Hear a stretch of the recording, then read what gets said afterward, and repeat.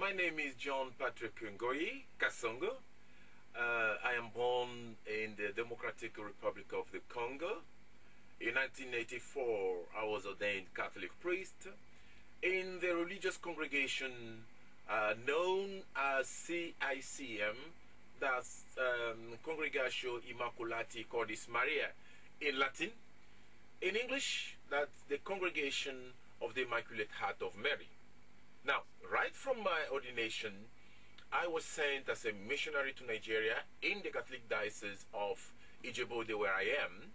In 1988 to 1990, the Catholic Bishop of Ijebu-Ode assigned me to the responsibility of Justice, Development and Peace Commission. I have assumed from 1990 up till date. Basically, what we do, I keep on saying, many ministries within the church have the responsibility to talk Jesus. Catechetics talk about Jesus, liturgy celebrates Jesus, but justice, development, and peace does Jesus. So the love of Christ transformed into concrete action for the salvation of humanity. So the salvation that is spiritual is made more concrete through the work of Justice, Development and Peace Commission, with basically 3 programs. Number 1 is the promotion of human rights, including democracy. Number 2 is the promotion of gender equality. And number 3 is the issue of development entering through our agricultural development program. Those are the main program we are having that are now today complemented by the program of microcredit, which is today granting more than $1.5 billion to more than 70,000 women within our southwest zone of Nigeria. Now, I said I was working in Nigeria. If you have any African map, you go through the northern hemisphere, you have north and south. Now, when you go to the north, you move towards the west. The west, there you will find Nigeria, which was a British colony. Some of you might have heard about Lord Lugard. That's the guy who made Nigeria a unit, the amalgamation of the Northern Protectorate. Then you had the Eastern Protectorate and then the Southwest. 1914, we became one single country known as Nigeria. Now, within Nigeria, you have many tribes, but the major ones, you have the Hausas in the north, you have the Igbos in the east, you have the Yorubas in the southwest. You have some, the Ijos, who are in the south Niger Delta, which you know. Now, I've been working in the southwest, where you have Lagos, the mega city of more than 15 million people today. So within that southwestern sub-region, we have the main tribe called as Yorubas, with now about how many ecclesiastical provinces? Lagos Ecclesiastical Province and Ibadan Ecclesiastical Province. In Lagos Ecclesiastical Province, you have Ijebu-Ode, Abeokuta at Lagos. I'm currently the director, the provincial director of the Church and Society in the southwest for the Lagos Province. We have been promoting the collaboration between the various dioceses within the southwest, including Ibadan, Lagos, and Ijebu-Ode, to ensure that the agricultural programs are coordinated, human rights programs are coordinated, the promotion of gender is coordinated, just to make sure that today, if you want to have any impact on public policy, working as a single diocese will not help anyone. Working as a single diocese will not produce the impact you require from the state. That's why in the southwest we are working as a unit, more and more promoting that cohesion between us. Yeah, well, the question sometimes people do ask, is the church doing enough? Well, I must say that that is my personal view. Um, we should be praying more, but then our involvement towards the social transformation must be proportional also to that involvement in the spirituality. I am convinced with the number of followers we have, with the kind of spiritual power and social capacity we have, the church has a greater responsibility towards the transformation of our society. Look, in Nigeria, every year now we are publishing a Lenten guide, a bit of what CCODP does in Canada. But every Lent we have a Lenten guide, which produces reference materials, spiritual materials, to be distributed and used within the whole country. This year we're talking about the environment, environmental issues. You have heard about Niger Delta. You destroy the environment, people are made poorer simply because they are unfortunate to have been born where there is wealth. And you have to get them driven out of their land. So you destroy the ecosystem, you destroy human beings, you destroy their own livelihood. But those people who are being pushed out of their natural gift from God, what do you want them to become tomorrow? We're cultivating violence, we're cultivating insecurity, and all of us will now be in trouble. Yes, I want to affirm and call for more and much deeper involvement of the church in social issues. Because if we don't take care of the social issues, the consequences will all suffer. And also struggle for justice. Because there is no peace in the world, and there is no peace in Nigeria today, because there is no justice. Now let's come to Caritas in Veritate, the encyclical of the wonderful Pope Benedict XVI. That's charity in the truth of human being, the truth of who you and I are. Irrespective of our races, we need to tell the truth of our life. We need to know each one of us. This document simply was wonderful in the sense that they made the life of the poor to be dependent on what I do to change that situation. The poor are not only challenging me, the poor are reminding me of all the injustices we are committing, whether as individual or institutionally. It sends me back to Paul VI. The creation of justice and peace was based on the fact that the recognition by Paul VI that poverty is a man-made. It is not natural, it is not divine. That is the truth we need to tell about our own life, the truth that compels us to live in solidarity. Once again, continuing in the same process of putting into practice the Catholic social teaching. That is a power we have to transform the world. That's the power we can use to transform the world and make sure that we protect the entire environment in which we are living.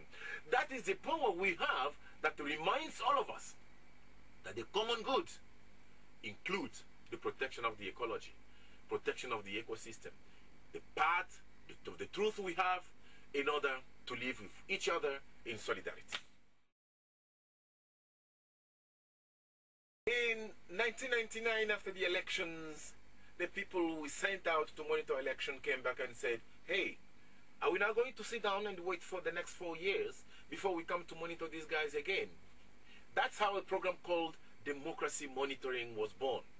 Democracy monitoring is that people simply saying, we want to monitor how democracy functions because we want to benefit from democracy. That means these government structures, government mechanism, government processes and policies have to be monitored by the citizens that will be this time around organized into pressure groups. Our job then consisted in building the capacity of those democracy monitors, They started with monitoring the budgets. Now the monitoring of the budget has now graduated and has become influencing the budget for proper budget enactment. And today, the collaboration between the civil society groups and the government institutions such as the economic commissions, let's say financial crimes, and the Bureau for Public Procurement, we are now working together beyond the budget monitoring, which now has become the monitoring of the public procurement. Now, the beautiful thing about this is government now releases all the contracts awarded to companies or to individuals with the details of those particular projects. Now, the people are now constituting themselves into watchdogs, effective watchdogs, calling on experts from different fields. You're going to construct a road, the civil engineers will check not only the quality of the quality of the road, but also whether you have effectively constructed that particular road. You say you are going to provide water. Beautiful. People want to know the detail of the provision of that water. The procurement of the monitoring of the public procurement now is getting people involved, and the results are very clear.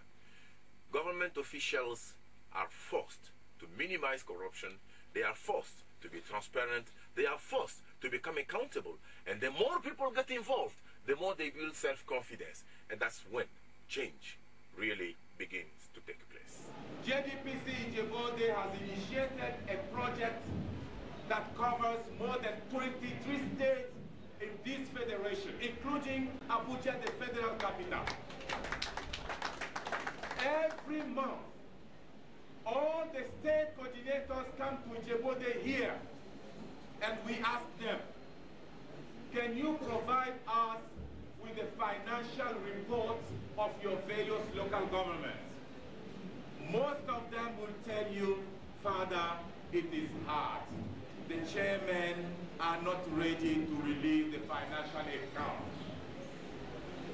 But those from Ijebu-Ode, not only did we have to go to Ijebu-Ode local government, when we looked at the report, there was no single local government in this country that submitted its report better than Ijebu-Ode. We have had, for the most part of Nigeria, we have been under the military government for so many years, more than 30 years. In 1999, we started the second experiment of democracy. We have had election in 1999, we have had election in 2003, we have had election in 2007, and now we are just 2 weeks before the 2011 election. Now, most of the past elections were characterized by violence. Violence and, of course, rigging. In that process, we had actually been supported for many years by our partner CCODP, CIDA, the European Union. After that experience, we have now decided that instead of sending individual observers of election, we are now laying emphasis on community surveillance. What do we mean? We simply mean that each community takes up the responsibility to sit down and wait for the vote to be counted, so that there will no longer be any vote rigging, there will be no longer any ballot box snatching. The challenge is to ensure free and fair election, but that cannot take place unless people themselves take up their own responsibility. It has been indeed a shift in our work of democracy monitoring. Before we were doing also some things for the people. The time has come now, even for the election, to ensure that we play the role of catalyst for the people to take up the responsibility and hold the government accountable. Like next week, we're going to have what we call a debate of gubernatorial candidates. Now, the gubernatorial candidate will come together, different parties. People have already written their own manifesto. Each local government, each political party has its own manifesto. The people have written their own. They have invited now those who are going to be elected to come and compare their own manifesto to people's manifesto, because people say this time around once you have been elected, we are going to hold you accountable, answerable for any commitment you make now, and they are going to make them sign the social contracts. One of the key questions I face since I got involved in this job is people asking me, but Father John Patrick, are you still a priest? Is the work you are doing a real work of priest? I say, my God, the work I'm doing is to make concrete the Jesus priests compassionate. The compassion of Christ. Christ who suffered and because of his suffering was made high priest by God. That's the kind of man I have actually followed. That compassion means I suffer with the people and I make sure that in the name of Christ, the suffering of the people are alleviated. You cannot proclaim Jesus without concretely liberating human beings. My faith is a faith that liberates. Liberating, we need to insist on human dignity. That's the social teachings of the church. We need to insist on the protection and promotion of the common good. That's the Catholic social teachings. We need to promote a sense of subsidiarity, that each one of us has got a role to play. None of us is God's accident. None of us is God's mistake. Subsidiarity is a basic principle of the Catholic social teaching. We need to promote solidarity. See what has happened in Japan. Calling for the world solidarity. See what is happening in Libya. People who are suffering are calling on others for solidarity when dictators are oppressing them and destroying their human dignity. In other words, you cannot be effectively a Christian.